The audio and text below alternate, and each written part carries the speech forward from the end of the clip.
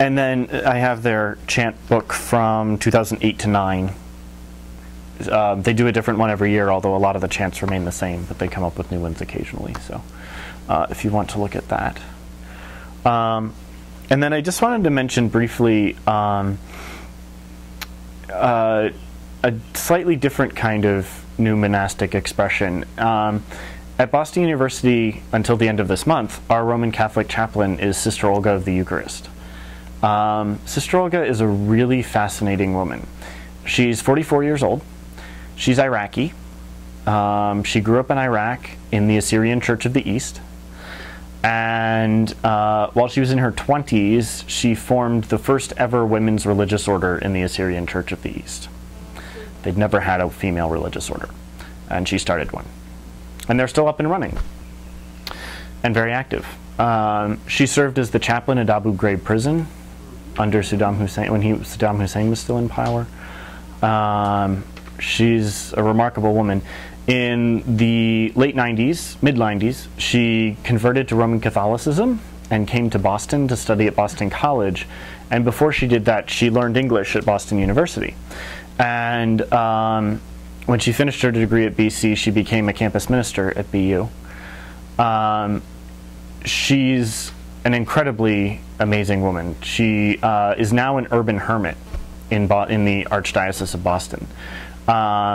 She spends one day a week solitary, alone in contemplative prayer, and then the rest of the time she's in ministry on the BU campus and to the poor throughout Boston.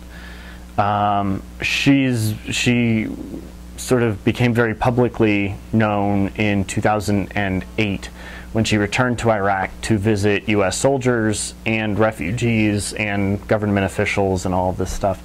And came back and was interviewed by Tom Ashbrook on NPR and all this kind of stuff. She's known as the Mother Teresa of Iraq. And the reason she's leaving BU at the end of the month is that the Archdiocese of Boston has called her to found a new women's order in Boston. What that's going to look like, hard to say at this point. But she's very ecumenically oriented, very involved in spiritual practices, mixed with social justice orientation and all of the kinds of marks that Andy was talking about in the new monasticism. But at least for the past few years, she's been a hermit. So that first type of monasticism where you're basically on your own. So she's another interesting example. What I would like to do,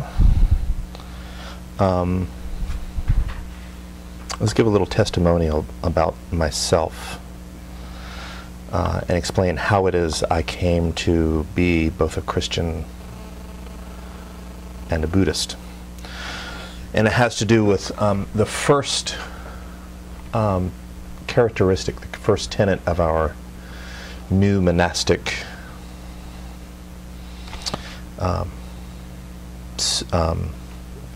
list of a search. It begins with a search for God, a search for the holy, a search for the divine. That's something that I've pretty much been involved with all of my life.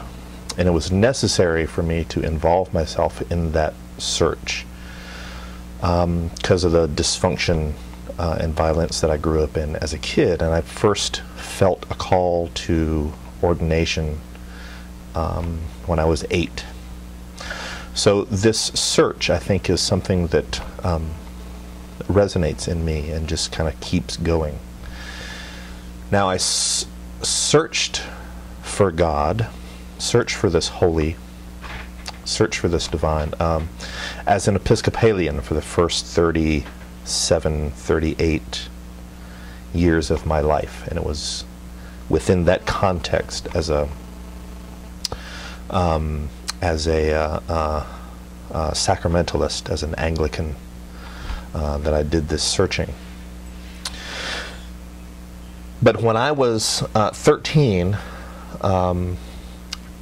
this book was laying around. This book was laying around in the house. I think because my father was in Vietnam and he was kind of introduced to some things when he was stationed in Japan during his tour of duty in the Air Force. So this book was laying around the house, and I picked this up and I read this, And this is what introduced me to Buddhism, Zen in particular. And this is a book, I don't think it's in print, but it's copyright 1972, first edition, 1972. And this is a photographic essay of life in the Zen monastery, and then a little essay at the back about, what happens. So I read this and I said, that's cool. That's what I want to do. So this kind of planted the seed for my other search, the search for the divine in this context. And pass that around. It wasn't until my mid-20s that I was invited by a friend of mine who was active in the Tibetan Buddhist community to come on retreat, meet his teachers, be on retreat with him. So that's what I did, and that's what really gave me the first opportunity to interact with that community and that practice. So for a number of years, for about 16 years, I was very heavily active as an Episcopalian and as a Tibetan Buddhist, and went on retreats, received teachings, empowerments, and was trained as a chant master in my community. But what I discovered after years of this search is that there's a disconnect, there's a discontinuity between what people are saying and what people are doing. And that's something that I still kind of struggle with. But it was, let's see, about 5 years ago, 6 years ago, that I was part of my search within the Episcopal context of searching for something deeper,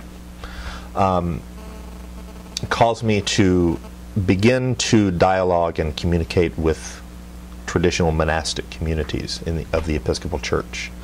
Brotherhood of St. Gregory, Society of St. John the Evangelist, a couple of Benedictine orders. And there was one order in particular called the Order of Julian of Norwich. And they're a traditional order. The monastery and the mother house is up in Waukesha, Wisconsin. And I tested a vocation as an oblate in that order for about 2 years. And so I think if we had time, we could go into that discussion later on. But that was a test of, doing the daily offices and following the Ordo calendar and doing a bunch of Episcopal monastic stuff.